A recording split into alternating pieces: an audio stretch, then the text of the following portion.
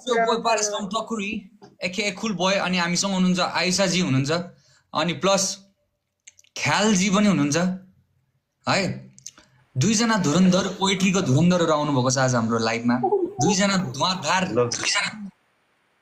कलम पेनमा रगडियो भने यो कलमले पेपरमा रगडियो भने पेपरबाट आगो निकाल्ने खालको पोइट्री हाल्नुहुन्छ उहाँहरूले त्यसैले आइलाइक रेडी सबैजना रेडी हुनुहुन्छ to enjoy the to witness one of the most good lines poetry Are you guys ready? सक्टमा छु क्या अझै पनि थ्याङ्क यू सो मच ल आइसा बहिनी के छ तिम्रो हजुर रेडी छौ ठिक छ रेडी छौ नि म त रेडी रेडी छौ नि ख्यालजी रेडी छौ कि छैनौ गुरुदेव ठीक छ देउताकै अवतारमा शान्त बसेर कृष्ण भगवान जस्तै हो टिका सिका लगाएर ओके ग्याङ सबैजना रेडी हुनु होला है सुन्नको लागि सबैजना रेडी हुनुहोस् किनकि म आज अलिकति टायर्ड पनि छु त्यसैले के थाहा उहाँहरूको पोइट्रीले अलिकति शान्त बोतल आउँछ ख्यालजी तपाईँ टुटेको केटा सुनाउनु भयो टुटेको केटी सुनाउँछु ओके फर्स्टमा चाहिँ को जान्छ लेडिज फर्स्टै गरौँ मलाई होइन खयालजीले भन्नुहुन्छ नि त टुटेको केटा अनि म केटी भन्छु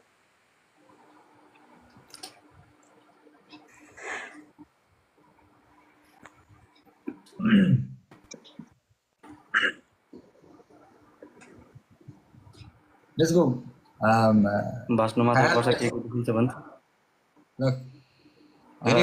ल जस्ट बी फ्रेन्डली है सबैजना आफ्नै मान्छेहरू सबैजना आफूले हामीहरूलाई नै हेरिरहेको मान्छेहरू सबैजना okay just be ready okay अब बवाल तरिकाले गर्नुहोस् फ्रेन्डली हो सबैजना कसैले पनि जज गर्ने भएछन् कसैले पनि केही पनि भन्ने भएछन् अड्किनुहुन्छ भने पनि फेरि ट्राई गर्नु फेरि हुन्छ लेट्स गो ओके म चुपचाप लाएर बसेँ अब चाहिँ आइसालाई पनि म एकछिन म्युट गरिदिएँ ख्याल जाने होइन सुरुमा ख्याल स्टार्ट गर ल आइसालाई म म्युट गरिदिएँ okay let's go let's hear something good from ख्याल एउटा के छ भने कोही टुटेको केटी भेटियोस् काँडै काँडामा बिचमा फुल खोज्ने आँखा लिएर आउँछु म उसको आँखामा खसिरहेको चन्द्रमा टिपेर सिउँदोमा आकाश सिउँछु म भएको सब थोक गुमाएकी होस् मैले आफैलाई गुमाएर उनमा भेटिन परोस् उनको हाँसो पुरानो एल्बम जस्तै लागोस् सुनिरहँ जसको आँसुहरू फोटो चाहिँ तस्बिर बनिरहन् भगवान कसम उनको विगतसँग प्रतिस्पर्धा गर्ने छैन उसको घाउसँग प्रेम गर्छु उसको टुटेको सपनाहरूलाई आफ्नै निधारमा टाँस्छु म ताज चाहिँ ऊ डराएकी होस् माया भन्न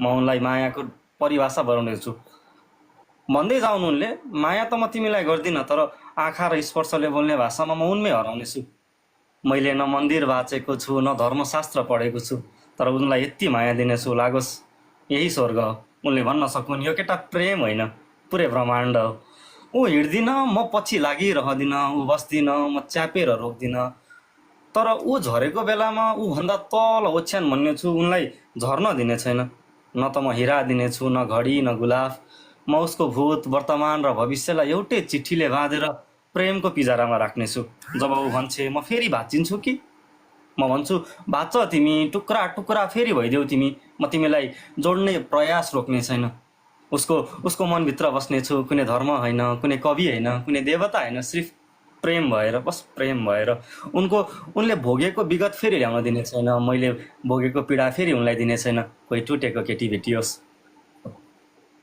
यो टुटेको केटी त भेटिन्छ कि तर तिमीले अलिकति धेरै नै फास्ट भने जस्तो लागेन यो ट्रेन नै छुट्न लागेको जस्तो गरेर टुटेको केटी भेट्नुभन्दा अगाडि नै यो अलि त्यस्तै भयो ठिक छ अब तिमी चाहिँ के हो फुटेको केटा त होइन नि कोही कि तिमी आइसाको के छ कविताको बोल शीर्षक कोही टुटेको केटा भेटियोस् ल कविताको लागि चाहिँ अब अनम्युट गरेर म आइसालाई चाहिँ अनम्युट गरेर अब उसको दामी तरिकाको लाइन्सहरू पोइटिक लाइन्सहरू सुनाउँदैछु ल ओके म भन्छु है त सुरु गरेँ आनन्दले भनौँ न मजा आउने गरेर के टक्क मेरै लागि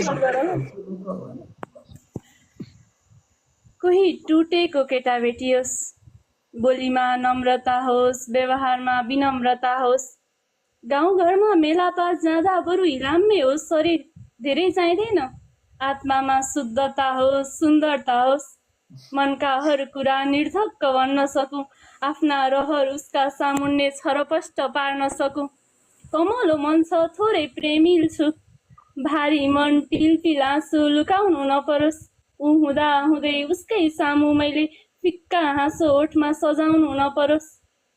म उसको पाउको धुलो सिन्दुर मानी शिरमा सजाउँछु।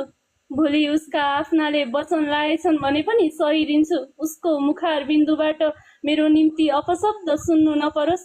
म उसको निम्ति पासो लाउनु पर्यो नि हाँसी हाँसी स्वीकारिदिन्छु।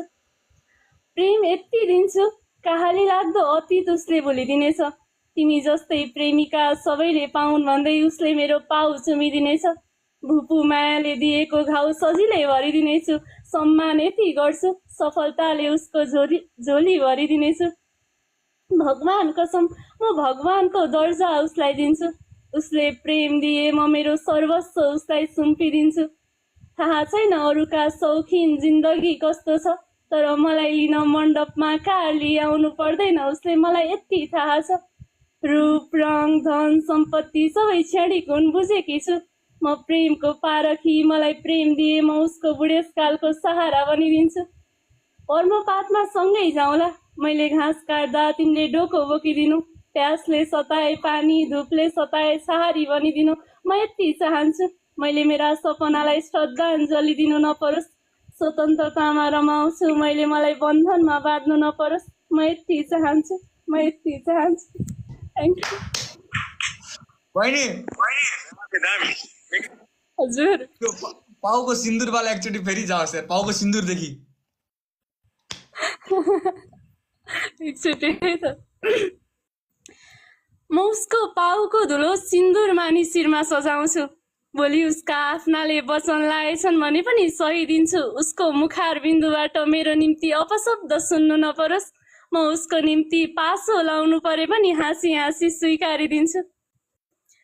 प्रेम यति दिन्छु कहाली लाग्दो अतीत उसले भुलिदिनेछ।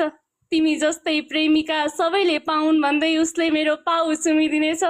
भुपु मायाले दिएको घाउ सजिलै भरिदिनेछु। सम्मान यति गर्छु सफलताले उसको झोली भरिदिनेछु। भगवान कसम म भगवानको दर्जा उसलाई दिन्छु।